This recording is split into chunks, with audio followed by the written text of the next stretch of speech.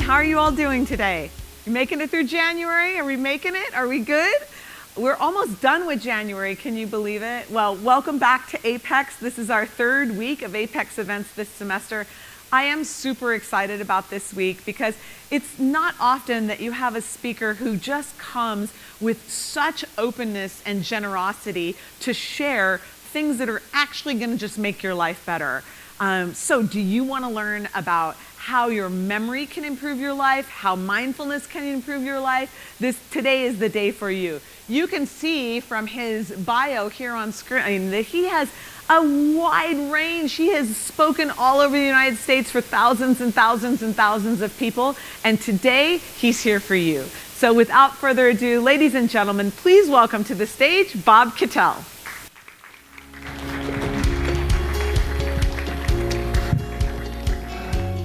Wow, thanks for that applause. Kind of reminds me of my first standing ovation. When I was 19 years old, 70,000 people jumped to their feet and gave my performance a standing ovation. It was at Arizona State University, the big football stadium. They all cheered for me because I was on the other football team and I just missed a field goal. Yeah, how many of you have ever suffered disappointment? I love what Paul Harvey said. He said, I hope one day I have enough of what the world calls success, so somebody asks me the secret of it. I will say simply this: I get up when I'm knocked down.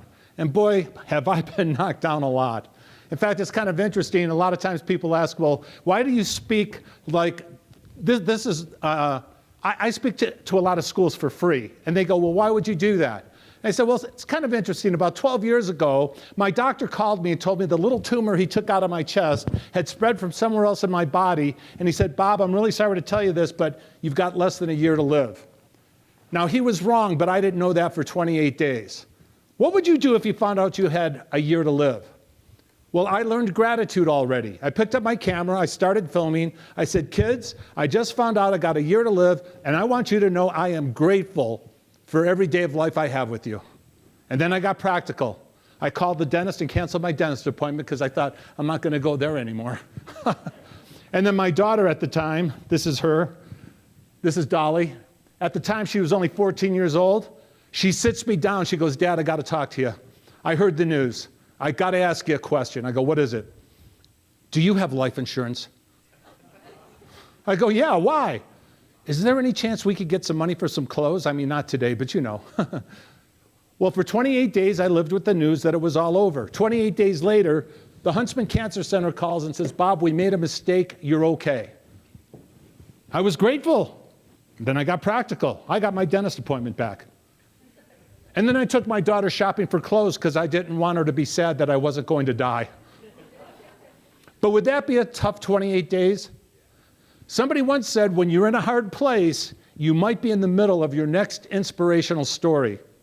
There was a little girl in my neighborhood, 13 years old, going through chemotherapy for a brain tumor. She had no hair on her body. And she showed up at my door during that 28 days, and she said the words that changed my life. She said, you call me anytime, day or night. I know what you're going through, and I think I can help. And in that moment, the connection to a 13-year-old lifted the spirits of an international motivational speaker in his time of need, and we all take our turns, don't we? And because she did that, I wake up every morning and go, why can't I do what she did? So I wake up and I ask myself this question like I did this morning. Who can I lift today? Who can I teach today? Who can I inspire today? And then I spend the day trying to find that person. And sometimes, like 2 days from now, it's going to be 3,000 people in Houston. Sometimes it's a few hundred people in a school. More often than not, it's the person behind the counter at McDonald's, and I'm going to lift their spirits, and I'm going to try to make them happier and make their life better. All because a little girl showed up at my door and taught me something about connection. But you know, one of the other things that really helped me was, You guys, when I was going to college, I had a tough time with memory. How many of you could use a better memory? How many of you can't remember if you could use a better memory? How many of you have ever been reading a book, you get to the third page and you go, I don't even remember what's on the first page of this book. In fact, one guy told me, I never forget where I put my keys anymore. He said, I have a technique. I said, well, sir, what's your technique? He said, well, if I was going to put the keys on the table, I'd do it like this. I am now putting my keys on the table. He said, it works great. Not only do I know where they are, but everybody in the house does too. But I learned some memory techniques, and my GPA went from 3.0 to 3.8, and I cut my memorization time in half. And I thought, how come everyone doesn't know how to do this? Well, I learned if you want to do something, go do it for free until you're good enough that people will pay you for it. So I taught 3,000 college students at BYU how to have a better memory for free, and then I thought, I wonder if people will pay for this. And then I went to universities all over the United States. In fact, I'm just going to teach you one of the key memory points right now. It's called visualization. What do I mean by that? Everybody close your eyes. Go ahead, take a second to close your eyes. Close your eyes. This isn't television. I can see you. Close your eyes. Now visually get into your dream car, the car you want to own one day. And I want you to start down the freeway in your dream car. Now dream big. If you're in a minivan, get out and get into something else, okay? All right, open your eyes. If you can see pictures in your head, you might find out that you're a visual learner. Some are audio learners, some are kinesthetic learners, but let's just see how it works. Put your pens and papers down. We're going to just do this from memory. Let's just give it a shot and let's see how it works, okay? The first thing I want everyone to remember is a bonnet. Everybody say bonnet. Everybody take your hands like this and tie a little bonnet to your head. Okay, close your eyes. What color is the bonnet on your head? Say it out loud. Okay, open your eyes. After bonnet, let's go with giraffe. Here's how you will remember. I want you to visualize a bonnet on a giraffe's head. In fact, everybody close your eyes. See a bonnet on a giraffe's head. After giraffe is telephone booth. I want you to see a giraffe that's stuck in a telephone booth. You're trying to make a phone call. You didn't even know there were telephone booths anymore. After telephone booth is steamroller. I want you to picture a steamroller crushing the telephone booth. Don't worry about the giraffe, he's okay. Visualize a steamroller crushing the telephone booth. Can you hear it? Can you hear it going? Everybody go. Okay, practical application, open your eyes. Maybe you're taking a class and they want you to know the original colonies of the United States in order. Well, we can use a room, we can use a place, an object to remember things like that. The first one's Delaware. All right, everybody say Delaware. You take a word like Delaware and you go, what does it look like, sound like, or remind me of? Delaware, like a deli. All right, everybody look at the door, and I want you to see hundreds of deli sandwiches all over that door, and you're chewing on it for lunch. Okay, picture that happening. Close your eyes and see it. Okay, open your eyes. The next one is Pennsylvania. Everybody say Pennsylvania. Pennsylvania kind of sounds like a pencil, right? So everybody visually pick up a pencil. This is kinesthetic memory. Go ahead, pretend to pick up a pencil and throw it at the exit sign. And see the pencil go right through the exit sign. Okay, after Pennsylvania is New Jersey. Say New Jersey. Not an old Jersey, this is a New Jersey. Everybody pick up your New Jersey. And I want you to take the New Jersey and wrap it around the podium. Okay? And then maybe put your arms in there and you're carrying around the podium throughout the day. The next one's Georgia. Everybody say Georgia. Okay, Georgia. Let's go with George Washington. Visualize George Washington crawling up the screen. All right, now vocabulary. I got to remember all these vocabulary words. Like abnegate. Everybody say abnegate. What does that look like, sound like, or remind me of? Oh, a gate. Close your eyes. Abnegate means to surrender. I want you to see thousands of gates waving white flags surrendering. Say abnegate, surrender. Okay, the next one is tenebrous. Everybody say tenebrous. Tenebrous. Tennis, sounds like tennis. Everybody close your eyes. You're playing tennis. Tenebrous means gloomy. So you're playing tennis and this gloomy cloud comes down on top of you and everybody starts crying because it's very, very gloomy. Okay? Now, maybe you're taking a foreign language. Maybe you're taking French for the very first time and you got to remember gâteau is cat. No, that's Spanish. Gâteau is cake. So everybody said gâteau. Gâteau. That sounds like something's got your toe. Look down at your toe. There's a cake that's got your toe. And I want you to see the cake chewing on your toe. What kind of cake is it? Okay, 3 of you, thank you for your answers. Okay. Maybe the next thing you got to remember is, oh, I'm taking chemistry for the very first time. I got to remember that the letter K is potassium. So I go K. I'll go with kangaroo. Potassium, pot. Oh, see a bunch of kangaroos jump into a pot and they're all swimming around. Okay, the kind that you cook with, okay? Let's go with Fe. Fe is iron. So you go Fe. What does that look like? Sound like? Sounds like Fifi, the dog. So everybody take out an iron and iron Fifi's fur. Make sure it's not plugged in. We're going to be nice, okay? And iron Fifi's, okay, fur. There you go. All right, let's go with occipital, the occipital lobe. Maybe you're taking anatomy. The occipital sounds like something sipping. Okay, the occipital lobe is right here in the back of your head. Picture a straw in the back of your head and somebody sipping out your brain. Okay? Now, sometimes when you're laughing, don't tell people what you're thinking. When I teach all the athletes how to remember the amendments to the Constitution, I go, each number actually looks like something. In fact, if you want, take out your camera, take a picture of this, because I'm going to show you how this one works. All right? Each number looks like something you can picture. Like number 2. Can everybody see how 2 looks like a swan? Say yes. All right. The Second Amendment to the Constitution is the right to bear arms. So everybody see a swan on your bare arm. Maybe it's pooping. Okay? And there's a swan on your bare arm. Number 7. See how 7 looks like an upside-down hockey stick? I want you to walk into a courtroom, and there's the jurors. And all the jurors have hockey sticks, and they're all hitting each other with the hockey sticks. Because the 7th Amendment is trial by. Okay, let's just go with one more, just give you the idea. 18, kind of looks like a double-barrel shotgun. Can you kind of see that? Walk into a liquor store and just go boom and just blow apart some bottles of liquor because the 18th Amendment is prohibition. Okay, now we did this very, very quickly. Let's just see how well you're doing so far. Everyone together in a loud, clear voice. What did you all tie to your head? A. The bonnet's also on a. The giraffe is in a. And it got hit by a. Okay, now don't say a word. As soon as you know what state's connected to that door, raise your hand. As soon as you know. Okay, it's the state of what?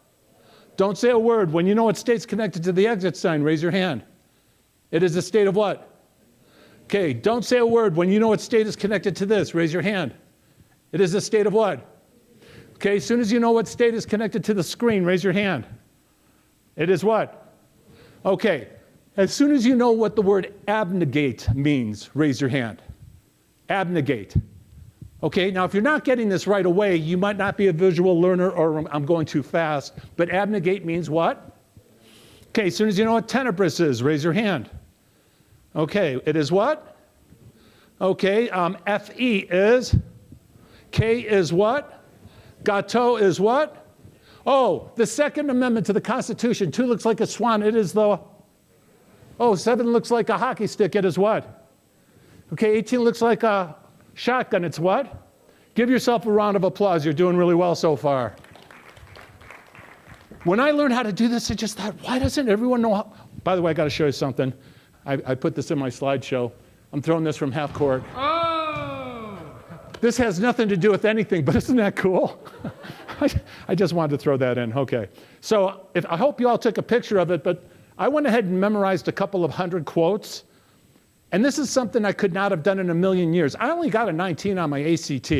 Okay, don't laugh. I'm not a blithering idiot. But I was able to finally get 3.8 GPAs. In fact, choose a number up there. Let me just see if I could tell you the quote that goes with it. I screw up once in a while, but choose a number. 118. 118. When you get into a tight place and everything's going against you and you feel like you can't hold on a moment later, don't give up then, for that is the time and the place the tide will turn, by Harriet Beecher Stowe. Is that right? Yeah. When my mother saw me do this, she goes, when did you get smart? So anyway, this is how far you can take it. And by the way, what I've arranged for every single one of you, how many of you would like to learn how to remember terms, definitions, formulas, equations, names, and faces? Who would like to be better at memory? Raise your hands. All right, I'm going to ask you all to do me a favor. On Instagram, I am Bob Memory. not memory, M-E-M-O-R-Y. It helps me get into the schools. Bob Memory. If you'll simply follow me, whether you do or not, on your way out the door, I've got my memory DVD of the actual training that I've done at the universities. Every one of you gets one for free just for being here today. Is that okay with everyone? Okay. Now I want to move on to the next step because I talk a lot about action. You know, nothing happens unless you take action. Let me give you an example. I have a $5 bill I'm going to sell for $1. Does that interest anyone? It's good for 10 seconds and then the deal expires. 10, 9, 8, 7, 6, 5, 4, 3. Oh, there you go. Let's give him a round of applause. I do this with 30,000 people sometimes, and the same thing happens. Maybe 3 or 4 people try. I go, that's why it's not hard to be successful. 2 people, he came from the back row. 2 or 3 of you, you're going, I only have Venmo, man. I didn't bring $1. But most people, there are 3 kinds of people: those who make things happen, those who watch things happen, and those who are still wondering, what the heck happened? Huh, that was a pretty good deal, wasn't it, sir? Okay, you can't play this time. I've got a $5 bill. No, $10 that I'm going to sell for $5. 10, 9, 8, 7, 6, 5, 4. There you go. Let's give him a round of applause. I've got a $20 bill, but I'm not stupid. But isn't that what life's all about, taking action? And by the way, here's the coolest thing that I learned. When you take action, you have the power to change other people's lives. And for instance, let me demonstrate. I'm looking for somebody who could use some cheering up. Maybe it's been a tough day. It was hard getting up this morning. Maybe you're just not in a great mood. Who could really use some cheering up? I need a volunteer. You could use some cheering up? Promise? Yeah, come on up here real quick. Come on up. Don't be nervous. Just everybody's staring at you right now. What's your name?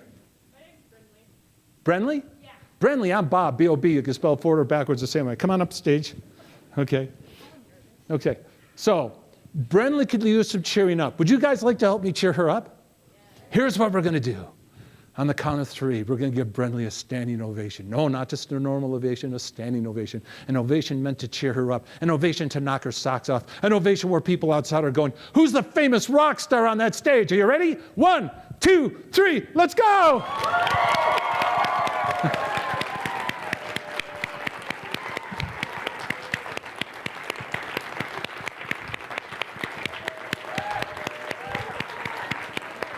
Isn't that awesome? Yeah, I got one more thing to cheer you up. Remember the $20 bill? There you go. Thanks for coming up. Hey, thank you. You're welcome. Brenly's feeling better. But not only is she feeling better, who else is feeling better? Isn't that amazing? You can't give kindness away. It's always returned. And if you're ever feeling down or depressed or lonely, go do something for someone. And you heard I've spoken to about 5 million people all over the world. I do what I just showed you because I'm the wake-up guy a lot of times for Donald Trump or whoever's on stage. Let me show you what it looks like with 30,000 people in some of the arenas I've been to. This is at the Georgia Dome. Lana, you ready? 1, 2, 3, let's go!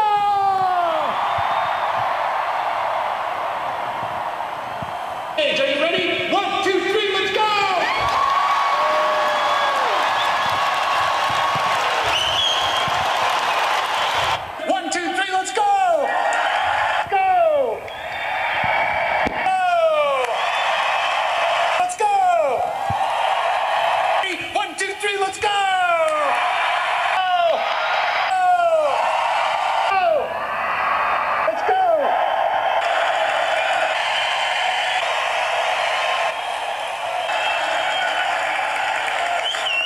Wait, I got one more thing to cheer you up. Remember that $100 bill? I'm going to give that to you. Is that okay? Sorry, Brenly, we're on a budget here. You can't give you the $100 bill. But I want to point this out because you know something that's interesting? One of the reasons I show you this, doesn't that guy on stage look like he's got it all put together? Like he's mastered life. He's bulletproof. He's got all kinds of self-confidence. Doesn't that guy look like that? Ladies and gentlemen, the person you're looking at right there, that guy right there, me, I'm hiding behind a mask of depression, loneliness. I'm struggling every day of my life trying to get over depression, and it got so bad in 2001, I had an event happen to me in my life where I went into these massive panic attacks, and I didn't even know what a panic attack was. And if I trigger anybody, you're free to jump out of here for a few minutes and come back. I'm going to try not to trigger you, but sometimes it's triggers. When I was on stage, I don't know why I was fine, but when I walked off the stage, I went back into the green room and I curled up in a ball and I went into these panic attacks, which is fight or flight, and all the blood left my stomach and I felt horrible inside. And I got to a place where I went, oh, I know why people end their lives. They don't end their lives to end their life, it's to end the pain. How many of you personally know somebody who's dealing with depression, panic, or anxiety? Raise your hand. I asked that question 3 years ago to 10,000 people. Almost everybody raised their hand. It's been around. And I said, you know what? 30% of you are in the room right now. And I tell my audiences, I said, listen, could you do me one favor? I wouldn't be here today if I hadn't finally came out from behind the mask and said, I need help. I can't do this by myself. If you're not having somebody help you with this, like depression just feels like yuck and sadness inside that won't go away, or anxiety is all this, you're wound up inside and you just seem nervous all the time, there's counselors right here on campus that are here to help you. Make sure somebody helps you. Don't try to conquer it all by yourself. Because what I had to learn, and by the way, if you want to watch the story, it's on my website, expertbob.com, my TEDx talk, Connection Quiets the Mind. I go more into my book, but it gives you an outline of it. But I'm going to give you a little bit of an outline of what I went through. The first thing I learned was I had childhood trauma that I needed to take care of, and I didn't know I had childhood trauma. Nobody told me that. I thought I was an overachiever. In fact, my son, he's really interesting. He goes, you know what, Dad? When you're on stage, you're like a mosquito on cocaine. He said, but Dad, it used to be you couldn't turn that off.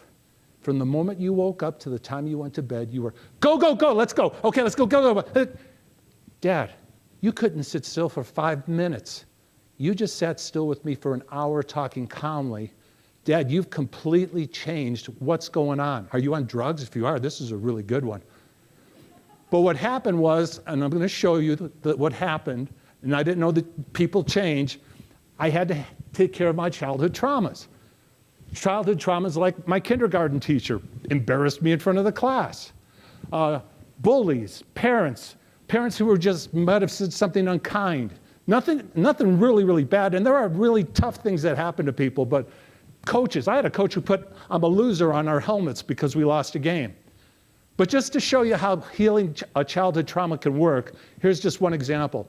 When I was 5 years old, I threw a little baby bird at the ground and I killed it. You can hear more of the story online. And I went, stupid bird. When I found the trauma in my 50s, I sobbed uncontrollably for a couple of hours.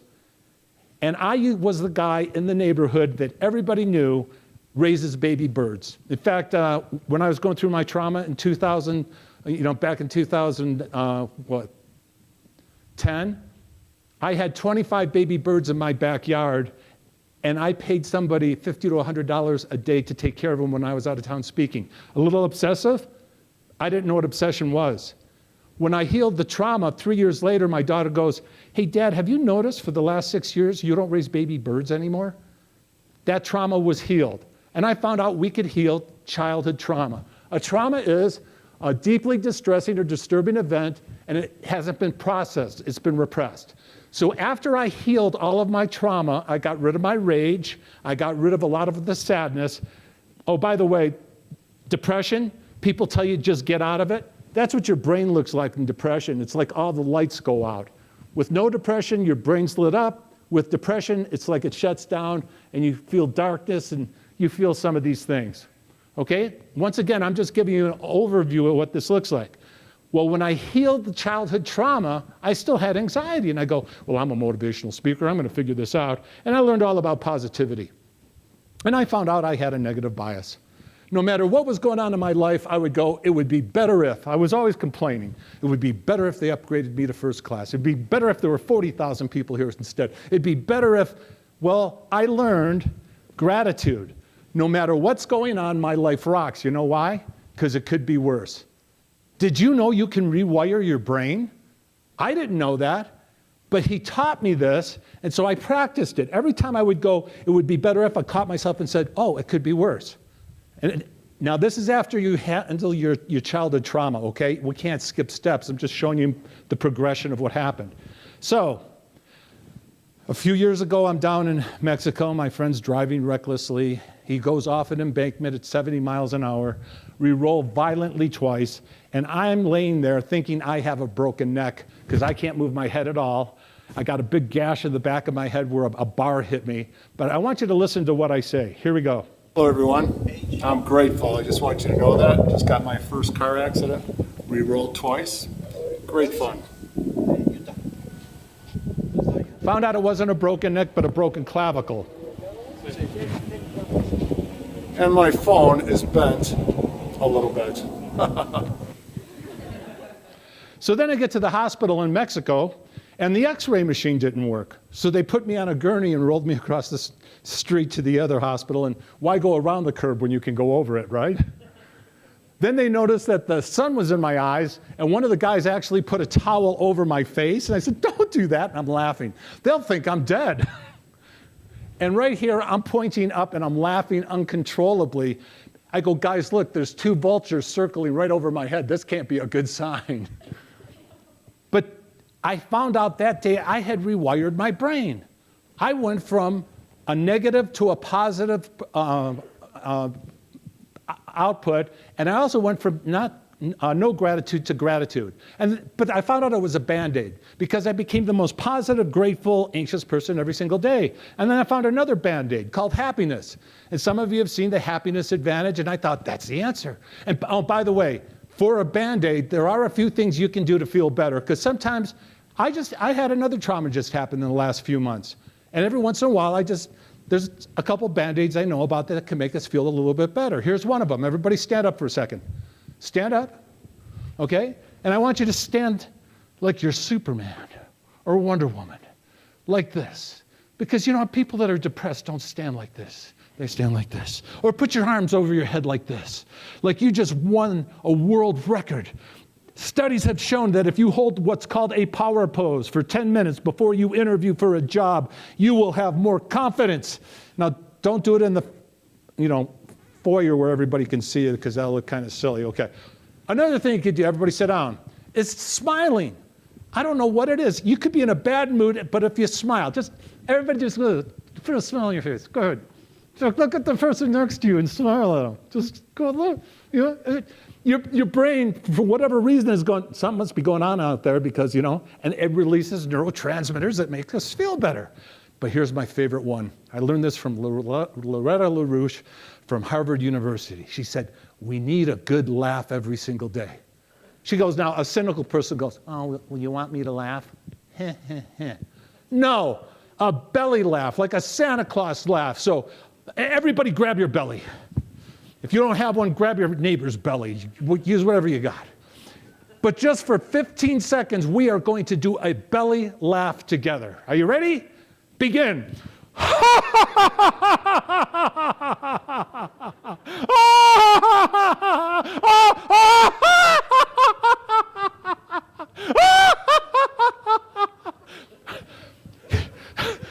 You do that with 10,000 people, it takes them 10 minutes to settle down.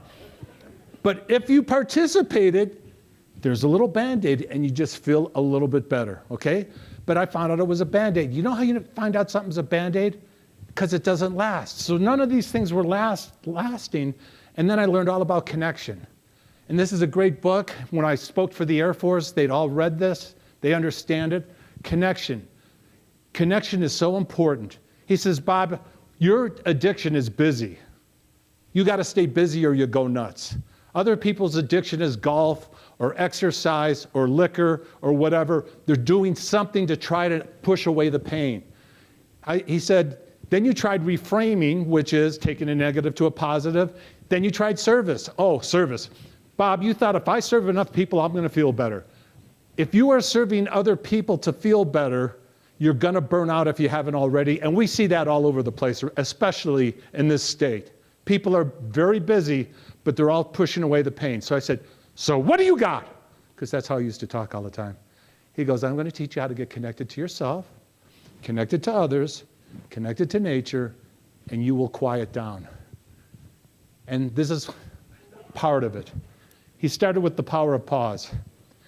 Let me ask you all a question, and be honest with me. How many of you believe somebody can make you mad? Raise your hand. When I asked the guys in the Air Force, almost everybody raised their hand.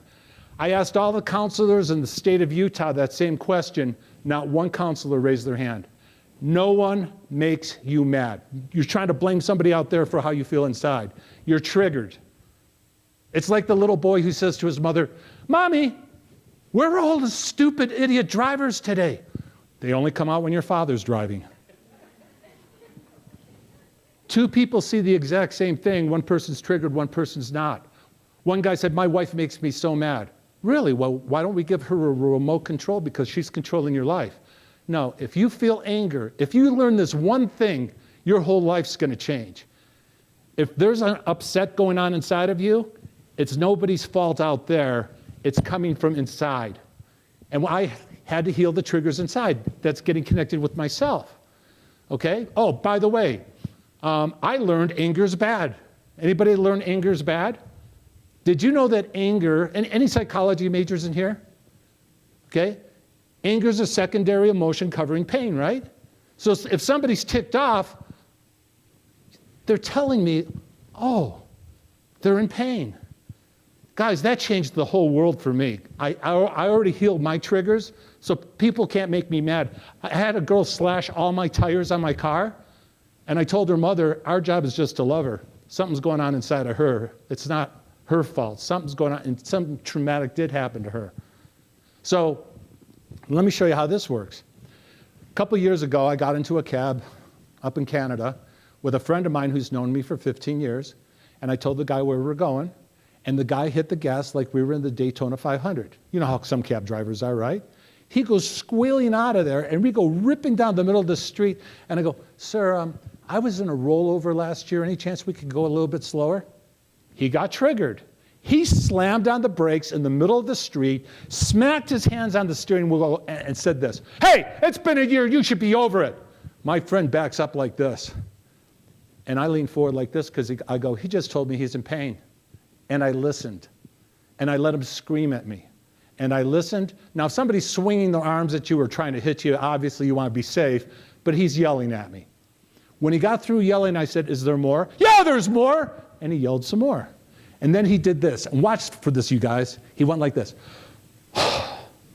By the way, when you're angry or upset, the blood leaves your frontal lobe and you will do and say things you normally wouldn't say or do. True or false? Yeah, 10 years ago, before I healed a lot of this stuff, I got mad, took my cell phone, threw it up against the wall. Just before it hit the wall, I went, why did I do that? That's going to be expensive. So I found out I would always pause. If I started feeling this yuck inside, you can't win an argument with somebody who's upset. They're not thinking clearly. So you wait till they calm down. So he calms down. And then I said, sir, you're probably right, but my nerves are shot. Is there any chance we could go a little bit slower? And the guy goes, oh, okay. And then he became my best friend all the way to the hotel and told me all the places I needed to see in Alaska before I left. But here's the interesting thing, you guys. When we got out of the car, my friend looks at me, who's known me for 15 years, and goes, what's with you? I go, what? 3 years ago, you would have ripped his head off. Bob, I've seen you play golf where you break all the clubs in your bag. The last time I played golf with you, you hit it in the water and you started laughing. What's going on? I healed my childhood trauma, and then I got to learn a few things and understand when somebody's angry, they're telling me that they're hurting. And it changes everything, you guys. It changes everything. Another thing that kills connection are distractions.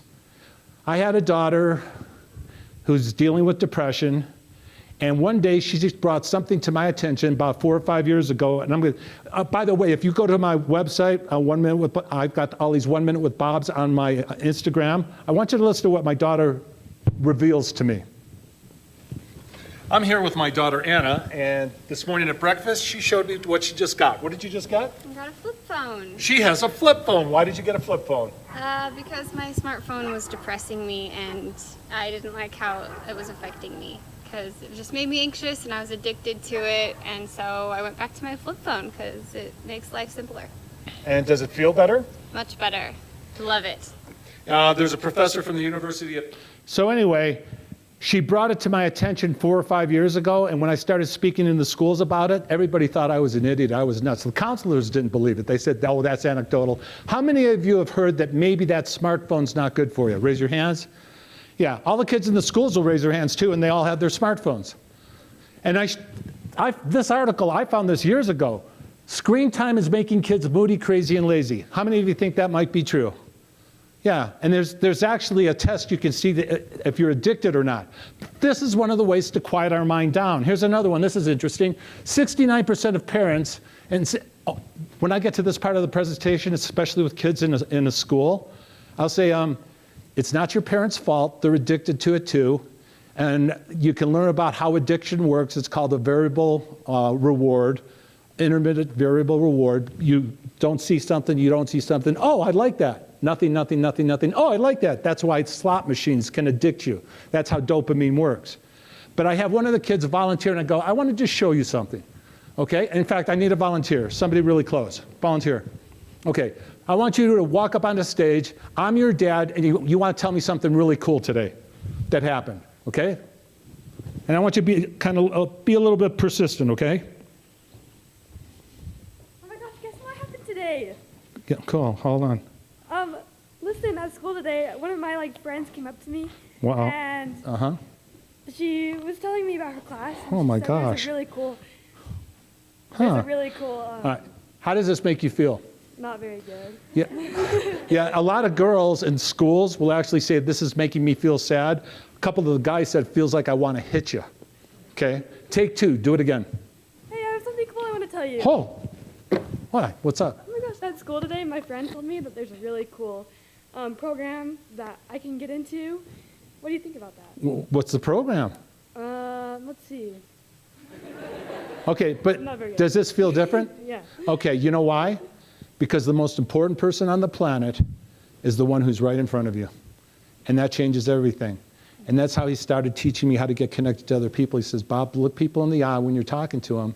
And in fact, my daughter, when she's with one of her friends, she'll tell her friend, put the phone down, look me in the eye, and talk to me. Yeah. We need that. The connection helps quiet the mind. Thank you so much. Thank you. Let's give her a round of applause. She came in.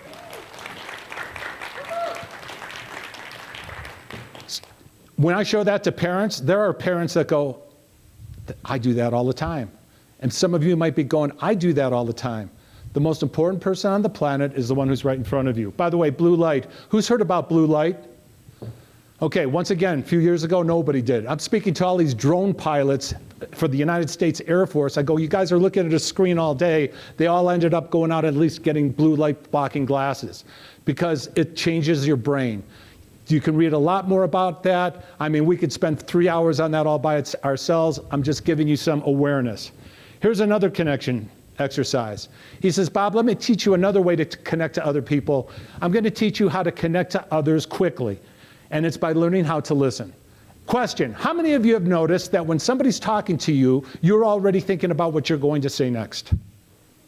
How many of you noticed that when somebody's talking to you, you're already going, I know how to fix this problem. I'm going to fix them. Or I can't wait till they shut up because I got a better story than they have. I'm going to one-up them. Watch a bunch of athletes get together, man. They're always one-upping. So let me see. I think we have time to do this. I would love to show you this part. I'm going to. I need a volunteer. Oh, by the way, this is important. Did you know that judgment is a connection killer? That was one of the biggest epiphanies of my life. Judgment's a connection killer? My son, 30 years old, told me something he never told me in his whole life. And I said, Thomas, how come you never told me that before? He goes, Dad, I don't know what's going on with you, but you just seem to like everybody. You don't judge anybody. You just listen to everybody. Dad, when I was a little boy, the way you judged Uncle Mike for not being spiritual enough or not being successful enough, I didn't feel safe to tell you anything. If I asked you a question and I said, well, that's stupid, would you tell me anything after that? No, I just judged you. By the way, Neither would anybody else in this room that saw me do it. So now I have people go, I just told you things I've never told anybody else before, because that's gone. Judgment is gone. All right, so I want to demonstrate this to you, show you how it works. It's a connection exercise that he wanted me to practice every single day to help me quiet my mind. All right, I need a volunteer that can look me in the eye for 2 or 3 minutes without freaking out. Okay, you can? Okay, come on up. And the rest of you, what your job to do is just watch the experience. Okay, what's your name? Jolene. Okay, once again, my name's Bob, B-O-B, the spell forward backwards the same way. Okay, have a seat, Jolene. Nice to meet you. Okay, now this is a connection exercise. You can do this with anyone, but they're gonna have to wanna do it. There's a lot of people that can't do it. In fact, there were people that went, I can't look in his eyes for 2 or 3 minutes, it'll freak me out. Okay, I did this with a former NFL football player, and he was going, dude, and he was about ready to die. All right, so here we go. I'm gonna ask you a question, and when you're done talking, I'm gonna wait 2 or 3 seconds because you might have more to say, okay? And then I'm gonna have you ask me a question, but I want you to ask me a question where I gotta tell you a little story, not how many kids do you have. I want, well, it's been a tough day in your life. Tell me about one of your kids, something like that, okay? Okay. All right, I get to ask you first. Do you want an easy question or a hard question? Hard. You really want a hard question? Yeah. You're very brave. Okay, I'll ask you the hard question. What's one of the hardest days of your life? Stay right. Oh, by the way, during this whole exercise, you stay on my left eye. Okay. If you look away, I'm just gonna remind you, and we can stop anytime you want. Okay. This is not a forced thing. This is, okay. Sorry. One of the hardest days of my life, I'm trying to think about a hard day. Just probably, let's see, just where there's a lot of contention in the home and people aren't getting along and people are sad. Okay, now you can go ahead and ask me a question. And it could be a hard question if you like. Tell me pick one of your children and tell me one of your favorite things about that child. Actually, one of the favorite things about my children is my youngest, who is struggling the most. And she walked up to me one day and said, Dad, I don't understand blessings. I go, what do you mean? People only say they're blessed when something good happens. Dad, you went through horrible depression, so did I. Dad, I've already saved 2 of my friends' lives because I could see the pain in their eyes. I couldn't have done that had I not gone through it myself. Dad, that's one of the greatest blessings of my life. I like that. Okay, does this feel different than a normal conversation? Yeah. Okay, and if we did this long enough, remember that football player I was telling you about? After 15 minutes, he goes, dude, you're blowing my mind. I've never thought this slow before. And for whatever reason, it slows her thinking down. I did this with a neuroscientist for 30 minutes, and she goes, I don't understand what's going on. If you have couples do it, a lot of times one or both of them will start crying. I'm careful with guys that are special forces because sometimes they want to beat the crap out of me. But the other thing that happens is there's trust, releases oxytocin in our brain, which is stronger than the dopamine of addiction. Addictions are off the charts because we're getting less and less connected. One more thing. How many of you felt our connection up here while you were watching us? Raise your hand. Okay. I don't know what that is. I did that with 400 8th graders. Most of the kids raised their hands. Don't know what that is, but we are built as human beings. We need connection, and it helps to quiet the mind. Thank you so much.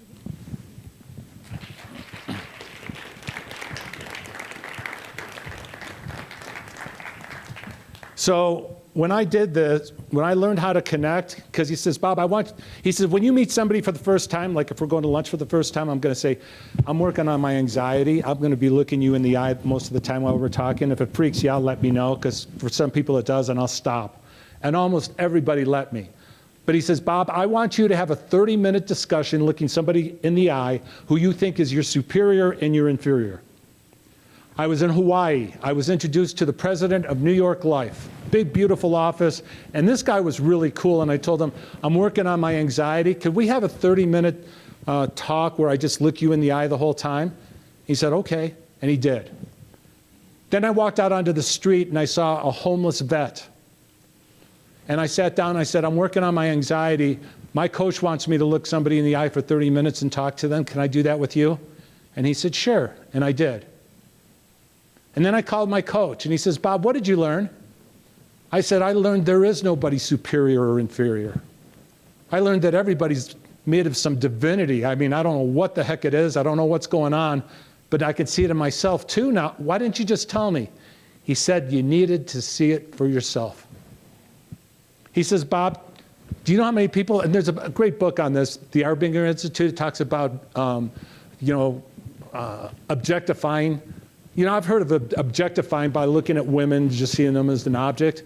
But objectifying could be seeing people as a vehicle, an obstacle, or simply of no relevance. A vehicle. I'm going to kiss up to this guy because he's my boss and I want a job. I want him to give me a raise. I'm going to make you look bad so I can make you look bad and I'm objectifying. Or how about simply of no relevance? I have a friend who told me that her husband, who was a professor on a campus with 30,000 students, the janitor in that building walked up to her and said, do you know, in 20 years, your husband is the only one to ever talk to me in this building? Your husband knows my name. He knows my kids' names. He knows about my struggles for the last 20 years. Your husband is the only person on this campus that sees me as a person, not just as a janitor or simply of no relevance. Once again, these epiphanies that just blow your mind. Now here's another one that's really, really important. Less stress taking tests. Okay, anybody interested in that one? I could use less stress. Once again, this is after you've healed childhood trauma, and you guys are under 25 years old, you're gonna have it. I'm just gonna tell you something. If you feel like crying, I walk into the restroom and I cry. I feel anger, I walk into my room and I feel the anger. I don't suppress it anymore. I don't do it openly where, other people don't understand, but you'll learn that watching or learning some of the stuff I'm introducing to you right now. But this was really, really important. All right, I'll just tell you the story. Did you know your emotions come from thoughts and your thoughts aren't real? This one girl goes, what do you mean my thoughts aren't real? I said, okay, well, close your eyes. I want you to picture a spider crawling across your face. And she goes like this. I go, whoa, is there a spider on your face? Well, no. I said, so you had a thought and it's not? Did you ever go to a scary movie? It's freaking you out until you remember, oh, it's just a movie. It's not what? But it still impacted you internally, right? So here's the story I tell. There was a young lady who was a junior in high school, and she was freaking out. She had a general anxiety disorder, and she was freaking out that week because of a soccer game that was coming up on that Saturday. And her parents on Tuesday said, Bob, could you just come talk to her? So I'm sitting there with her, and I'm going, so what's going on? Oh, I can't sleep at night. We've got this game coming up on Saturday. I said, well, what about it? Oh, I'm afraid I'm going to fall down. I'm afraid the coach is going to yell at me. I'm afraid we're going to lose and not go to state this year. I go, well, wait a second. Are you currently playing soccer on Saturday? She goes, what? Are you currently playing soccer on Saturday? Let me remind you, it's Tuesday. Well, no. I said, okay, so you're playing a movie in your head that's not real. Wait, did you fall down on Saturday? She goes, well, I can't fall down on Saturday because it's only Tuesday. Oh, you got another thought and it's not? Okay, did you guys lose? It's not, because it hasn't happened. I said, watch this. You want to freak out? Just close your eyes and picture yourself falling down and the coach screaming at you. And they even feature you in the newspaper as blowing the game. How does that feel? She goes, it feels horrible. I said, okay. And you guys, this question, when I got to this point in my life, helped me so much. He asked me this and I asked her this. What would you experience right now in this moment without that movie playing in your head that's not even real? Wake up from the nightmare, be right here, right now. What would it feel like? And I remember when he asked me that question, because I was worried about, what if she doesn't give me another chance? What if I never speak again? What if Kevin never goes away? And it was freaking me out. What would I experience? She looked at her father and said, Dad, I could be happy. And she goes, oh my gosh, it's not real. That 17-year-old got it just like that. I was in my 50s. It took me 3 months of putting Post-its all over my house, all over my car. What would you experience without that movie that's not even real? I'd be at peace. And I had to do it over and over and over and over and over until I rewired my brain till one day, Bob, are you nervous about speaking to 3,000 people on Saturday? No. Why? Because I'm not there. I'm here. I don't go to the future. I found out I had bladder cancer. He says, Bob, when you wake up, I'm going to tell you if you're going to die or not. Just before he put me under, he goes, you seem like you're not nervous at all. Your blood pressure is normal. Your heart rate is 60. Are you nervous at all? I go, about what? Because I wasn't playing the movies of the future. So when you feel this anxiety inside about the future, like, oh, if I don't get an A, I'm not going to get into med school. And if I don't get into med school, what are my parents going to think? And you're playing all these movies and they're not real. Or if you feel sadness about something that happened in the past, that's not real either. Once again, this is if you handled your childhood trauma. I do this with a lot of soldiers. Many of them have been to war. If they have PTSD and they got a movie playing in their head, whether they like it or not, that's why they need somebody to help them, then this is very helpful. Everybody get that? Is that helpful to anybody? Do you like that? I mean, that was a big life changer for me. Okay. We're at our I'm going to skip that part. This is just, this is fun, you guys. Because I was so good at football, I ended up being the backup kicker and on the cheer squad at the same time. So figured out a way to get to the games. But when I'm done speaking, if anybody wants to come up and talk to me, I hang around as long as you want. I'd be happy to talk to anybody about anything. If any of you have a class, I speak, I do lectures in classes. I do it for free. Just have to, if the day's open, I'll make the drive, I'll come do it. So I'm just opening that up to all of you. When you get my DVD, it's got all my information on it. I actually answer my own phone. If you have any questions, feel free to ask them. And really, once again, if anybody's dealing with the yuck inside, please let somebody help you. I want to finish with the story that I always finish with.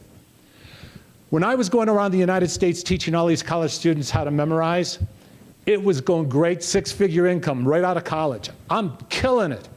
Until my best friend from college and working with me in business broke into my home, took some things, and he destroyed my business. Anybody ever been betrayed by somebody you love? I was mad, but I had evidence. I had the evidence that he had broken into my home, and the detective told me, we've got him. He's going to get nailed. He's going to jail, but I had a problem. I didn't know anything about movies of the mind back then, and I was what's called ruminating it. And I was so mad and so angry. I've got a policy. If you don't know the answer, be the student, find your teacher, go make it happen. Go find the answer. So I went to my older, wiser mentor and I said, can I ask you something? I don't get it. He did this to me. Why am I the one who's suffering? Why am I the one who can't go to sleep at night? Why? He goes, Bob, can I ask you something? If you press charges and embarrass them and get them sent to jail, will that save your business? I go, no, the damage has already been done. So he says, so why are you pressing charges? And then I got really mad. Somebody's got to teach him a lesson. Somebody's got to make it. He goes, hold on, that's revenge. And revenge is taking poison and hoping the other person dies. He goes, Bob, you don't have to listen to me. He said, but my advice to you is, I would just let this go. You've got a great future in front of you. There are great things to come, but you can't carry the past with you. You need to let it go. Now, have you ever heard something and it kind of resonates into your heart and you go, okay, I need to do that? Well, I go, okay, I'll forgive him. I couldn't do it. For 2 weeks, I got madder and madder. I wanted to kill the guy, just to be honest with you. And whether you're religious or not, this is what I did on that day back then, okay? I looked up, I said, I can't do it. I can't forgive him. I hate him. If you want me to forgive him, I'm going to need some help with this. And whether it was my higher self or God or whatever, a thought comes into my mind, and this is the thought. Do you remember when you ran out of money when you were in grad school? 3 months left, no money, no food. and your friend walked up and handed you $1,500 cash and said, here's your graduation present in advance. I'm proud of you that you're getting your master's degree. Do you remember on Christmas Eve, you guys loved going to the mall just to enjoy the festivities? But you had a broken foot that year. Do you remember the knock at the door because he went and rented a wheelchair so that he could wheelchair you around the mall? And I watched all the hatred just start leaving me. So I called him up. I said, hey, I just called the detective. I have dropped all the charges. I gift you the business, and I want to wish you the very best of luck. My friend, thinking something was up, says, what is it you really want? I said, you know what I really want? I just want my friend back. There are people that told me I was an idiot for doing that. The detective was furious with me. And I'll tell you why I think I made the right decision. He was instantly killed in a car crash 1 year later. When I got the news, the thought pops into my head, aren't you glad you let it go?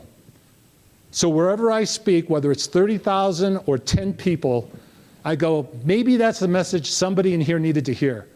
Maybe you're holding a grudge against somebody in your family, a spouse, a former spouse, a teacher, a coach, a friend. Maybe you're mad at the way school's turning out so far. Maybe you're mad at COVID, the way life's out. Maybe you're mad at God. Maybe you can't forgive yourself. My advice to you is, let it go, I promise. There are good things to come. How many of you think that's a pretty good idea? John Wooden, the great basketball coach at UCLA, said this. He said, I'm not what I should be. I'm not what I could be. I'm not what I'm going to be. But I am grateful I'm not what I used to be. Be the student, find your teacher, and make it happen. Thanks, you guys. It's been an honor. Thank you.